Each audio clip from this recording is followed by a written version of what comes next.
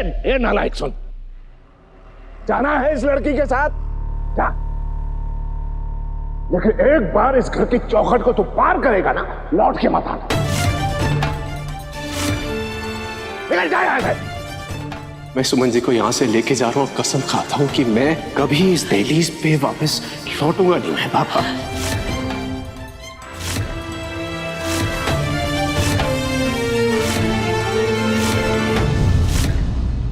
नेताजी नहीं, वो आपके पापा। सुमन जी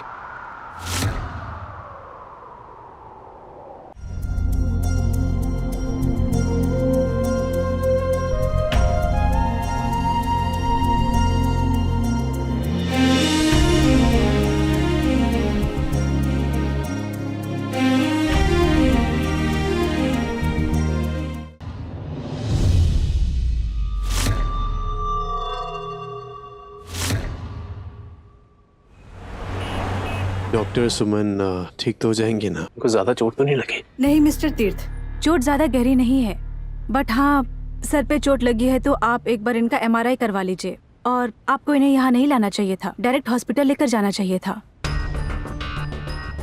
कैसे कैसे अस्पताल ले जाते? अगर ये सीधे अस्पताल ले जाते ना तो सबको पता चल जाता कि इतने बड़े खानदान में कितनी नीची और गंदी हरकत हुई है। सबको पता चल जाता ना कि इतने ऊंचे खानदान के एक ससुर ने अपनी बहू को मारा। तभी तो अस्पताल नहीं लेके सीधा घर ले आए इन्हें। वो प्लीज माली रहने देना। डॉक्टर आप चलिए, तीर्थ सुमन को अस्पताल ले जाएगा। Okay thank you. तीर्थ क्यों ले जाएगी हमारी सुमी को अस्पताल? तीर्थ, हमारा ये घर छोटा जरूर है, पर सुमी आज भी इस घर की रानी है, रानी। बुआ देखिए, आपका जो गुस्सा है ना वो जायज है, मैं मानता हूँ, समझता हूँ, लेकिन प्लीज मेरा यकीन कीजिए, पापा सिर्फ सुमन जी को बाहर निकाल रहे थे घर से, उनको मार नहीं रहे थे। हुआ ये कि सुमन जी का पैर मुड़ा और वो स्लिप हो गए, वो गिर गए। शायद तुम्हारे यहाँ इसे निकालना कहते होगे, लेकिन हमारे यहाँ इसे मारना ही कहते हैं। तीर्थ, अरे थोड़ी तो शर्म करो। तुम्हें अभी भी अपने परिवार की इज्जत अपनी पत्नी से ज्यादा प्यारी है।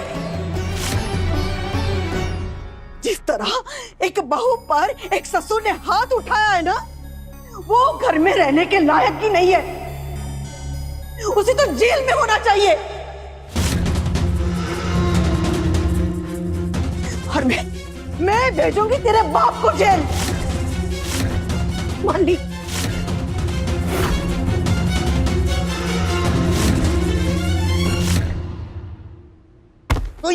पापा ले आ, चप्पल ले आ, रख इधर। कसम से गए जन्म में कुछ बुरे कर्म किए होंगे मैंने, जो ऐसी औलाद मिली है। एक गया चोरों को उठाकर घर छोड़कर, और ये दूसरा जा रहा है घर से बाहर अय्याशी करने। कभी तुम लोगों ने अपनी माँ के बारे में सोचा है, जो दर्द से कहरा रही है ऊपर? पूरी जिंदगी निकाली उसने तुम लोगों को पाल पोस के बड़ा करने में, उसे समय दिया है तुम लोगों ने? पापा कुछ जरूरी काम था इसलिए जा रहा था। क्या जरूरी काम? बताओ, जिसके पास काम ही नहीं उसके पास जरूरी काम आन पड़ा है। तेरा जरूरी काम जानता हूं मैं, नालायक। किस बार में, किस पब में बोतल खोले, यही तेरा जरूरी काम है। कहीं नहीं जाएगा, चल चल अंदर चल। अखिल भैया आप टेंशन मत लीजिए, वो देखिए लॉयर खुद ही यहाँ आ गए। पापा जी, मैं आपका गुस्सा समझती हूँ, लेकिन आप किसी और का गुस्सा अखिल भैया पर निकाल रहे हैं। बेचारे अखिल भैया तो अच्छा काम करने जा रहे थे और आपने उन्हें डांट दिया। वो आज जो घर में हुआ उसे देखकर अखिल भैया घबरा गए थे कि पता नहीं सुमन आगे क्या कर बैठेगी, इसलिए वो लॉयर से मिलने जा रहे थे ताकि हमारे फैमिली को प्रोटेक्ट कर सके।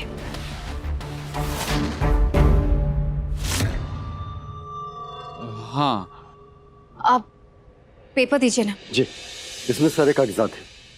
Thank you. नमस्ते। नमस्ते। अखिल भैया, सभी भले ही आपको गलत समझे, लेकिन मैं आपके सच को अच्छी तरह समझती हूँ। ना देविका, ये क्या है ये कागजात, वकील? पापा जी, वो अखिल भैया डर गए कि सुमन आज सीढ़ियों से अपने आप गिरी ना, कहीं वो उसका इल्जाम आपके ऊपर ना लगा दे। वो टेढ़े दिमाग की है ना, कुछ भी कर सकती है। मैं उस चाट वाली से नहीं डरता। ये मेरा घर है बेटा, मैं जिसे चाहूं इस घर में रख सकता हूं, जिसे चाहूं निकाल सकता हूं। वो तो है पापा जी, सब कुछ आप ही का है। ये घर, मित्तल नमकीन, ये परिवार, आप ही हमारे घर के मुखिया हैं। लेकिन पापा जी, कानून ये सारी बातें कहाँ समझती है। इनफैक्ट लॉ आजकल लड़कियों के हक में ही है ज्यादा। ये घर भले ही आपका है, लेकिन सुमन इस घर की बहू है। अगर उसने आप पे डोमेस्टिक वायलेंस का केस लगा दिया तो, डाउरी का केस लगा दिया तो। डाउरी यानी दहेज? एक बात बताओ देविका, उस चाट वाले के पास पैसे हैं वकील को देने के लिए? पापा जी, नहीं है उसके पास कुछ भी, लेकिन उसके पास कानून है।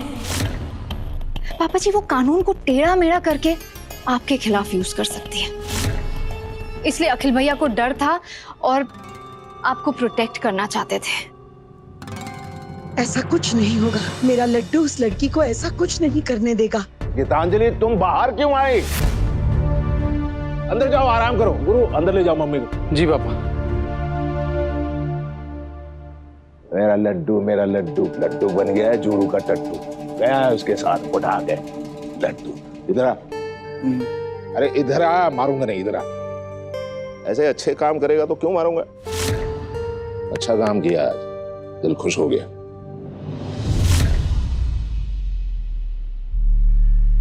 अखिल भैया, हाँ। अगर आपको ये खुशी बनाए रखनी है तो आज की पार्टी यहीं भाभी मुझे घर पे।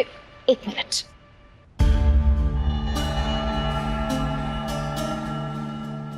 यहीं पार्टी करो अपने रूम में, वरना पापा की जो खुशी है ना, यूं पलट जाएगी। Oh, you are the best. Thank you.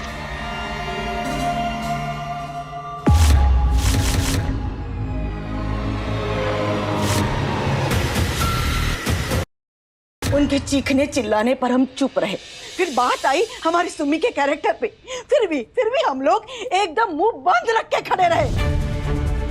फिर उस दिन करछी लेके मेरी सुम्मी को मारने तक चला गया था तेरा बाप, फिर भी हम लोग अपना मुंह बंद करके वहां खड़े रहे। बस वही गलती कर दी हमने। हमारी चुप्पी को तुम्हारे बाप ने अपनी हामी समझ ली और उन्हें तो शय मिल गई। उनकी इतनी हिम्मत कि आज मेरी सुमी पर उन्होंने हमला किया है। नहीं देते, अगर आज हम लोग चुप रहे ना तो हो सकता है कि कल उठ के मेरी सुमी की जान भी चली जाए। बस बहुत हो गया, अब और नहीं, अब मैं बर्दाश्त नहीं करूंगी तीर्थ। मालिनी बुआ, पापा की तरफ से मैं आपसे माफी मांगता हूँ। I'm sorry।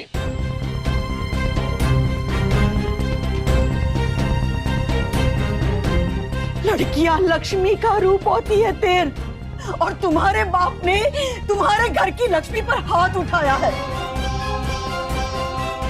तुम्हारे बाप ने पाप किया है और उन्हें पाप की सजा मिलनी चाहिए। बुआ शांत हो जाओ। जेल भिजवा कर रहूंगी मैं उन्हें।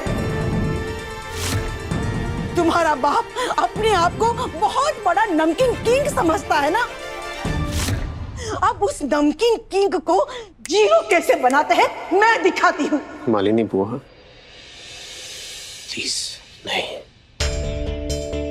माली, बस बहुत हो गया, अब सजा देनी है। जो कुछ भी करना है वो सुमन तय करेगी। तुम प्लीज चलो यहाँ से। नहीं छोड़ूंगी तेरे बाप को, बोल के रखती हूँ मैं। पापा, ये क्या कर दिया आपने? सब कुछ बिगाड़ दिया आपने, सब कुछ।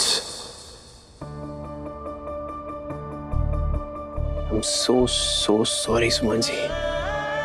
आपके साथ आज जो भी हुआ ना, वो सिर्फ और सिर्फ मेरी गलती थी। ये चोट आपको लगी है ना, वो सिर्फ मेरी वजह से है। मैं इसका जिम्मेदार हूं। लेकिन आज मैं आपसे वादा करता हूं सुमन जी, आज के बाद आपके पास आने वाले सारे दर्द मुझसे होके गुजरेंगे। आज से आपके पास आने वाला हर जख्म ना सुमन जी पहले मुझे घायल करेगा। आज मैं आपसे वादा करता हूं, आपसे प्रॉमिस करता हूं कि आज से आपकी सारी खुशियों की जिम्मेदारी सिर्फ और सिर्फ मेरी होगी, सिर्फ मेरी।